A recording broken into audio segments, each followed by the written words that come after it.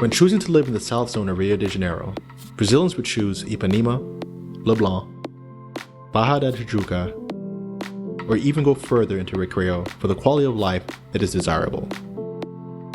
Over the years, there has been a shift to move out of the city into new developments, condominiums, all of which reminds me of the suburban flight that took place in the 1970s and 1980s in New York City. New Yorkers were leaving Manhattan for neighboring towns in Long Island and Westchester out of concerns for safety and for the desirable new developments. However, there was a shift that started to skyrocket real estate prices in New York City. In today's video, I'm going to tour a neighborhood that by almost all measures is run down, but due to a few key characteristics, I feel it could experience a renaissance in the next 20 years. I cover living globally and show anyone who's interested in the same lifestyle ways to afford it by investing wisely. My name is Carl Pierre, and this is ENTP Life.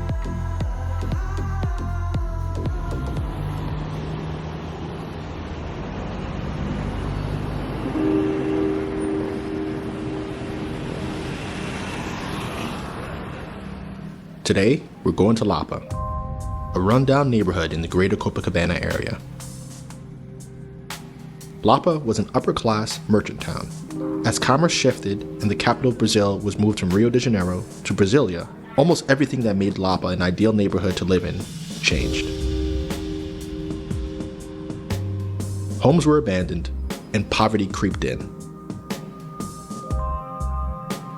The end result is what you see today. The beauty that remains are the architecturally interesting structures and vibrant bohemian nightlife.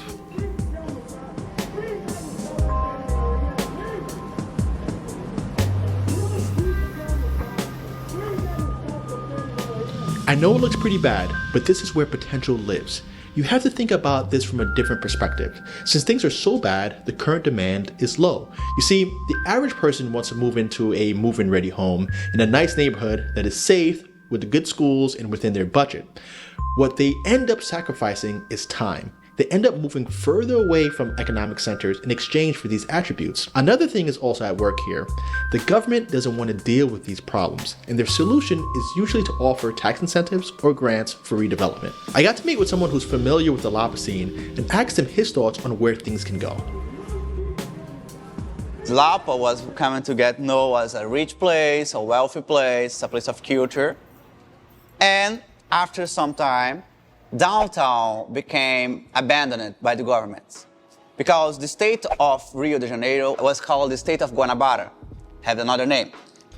And the state of Guanabara, when this divided and it changed its name, some of the buildings from this government was abandoned. So there's a lot of buildings in downtown that's owned by the state of Guanabara, but the state don't exist anymore. So if you go downtown Rio, you see a lot of these old buildings. They have this Portuguese architecture. Usually they have the tall doors, and they have 2 or 3 floors, because usually on that time, the first floor was a commerce, and yeah, the second floor, the owner used to live it was his home. So afterwards, most of them become abandoned, people was moving, everything happened, homeless people invaded. But now the government is working on it. So people are buying those because those buildings, we say they are protected because they're historical buildings. There's a lot of companies buying those old buildings because they have a good structure. They were very old, very resistant.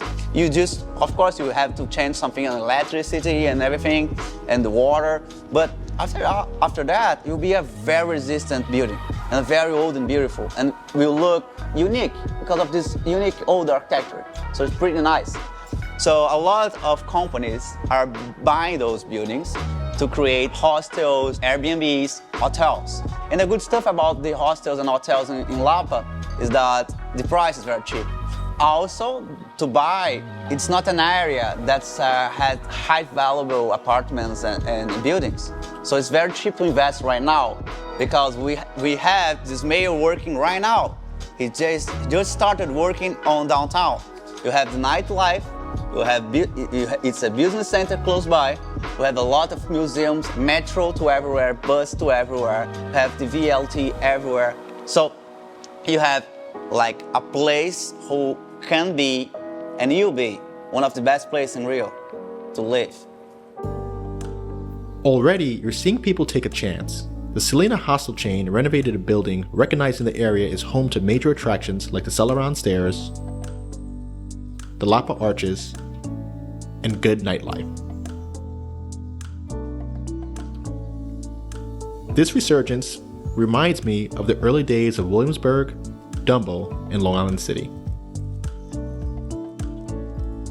The common factors that I see here are that these are old, well-established neighborhoods that were conveniently located near downtown or preferred areas of commerce.